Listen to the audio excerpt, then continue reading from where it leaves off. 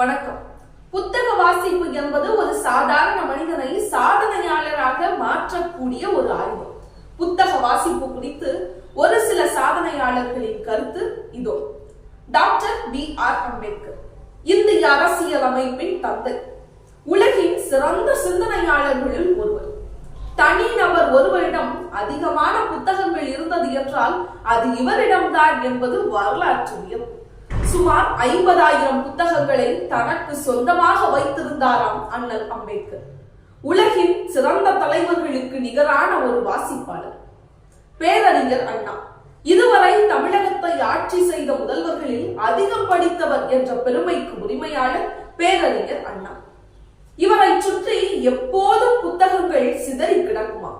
வாசிப்பு என்பது அறிவுக்கு உணவு என்று சூளுரைத்தவர். பல நூலகங்களுக்கு சென்று புத்தகங்களை தேடி படிப்பதில் ஆர்வம் கொண்டவர் பேரறிஞர் அண்ணா. திரு எலான் மஸ்க் இன்றைய உலக பணக்காரர்களில் ஒருவர். ஸ்பேஸ் எக்ஸ், டெஸ்லா முதலான நிறுவனங்களின் தலைவர். தன்னுடைய வெற்றிக்கு காரணம் வாசிப்பு என்று கூறும் இவர் தன்னுடைய பள்ளி பருவத்தில் பள்ளியின் நூலகத்தில் உள்ள அத்துணை புத்தகங்களையும் வாசித்து முடித்தவர். இவருடைய தலைமை ஆசிரியர் இவரிடம் இன்னும் என்ன புத்தகம் வேண்டும் உனக்கு என்று கேட்டதை தனக்கு கிடைத்த விருதாக எண்ணுகிறாராம் எலான் மஸ்க். நன்றி, வணக்கம்.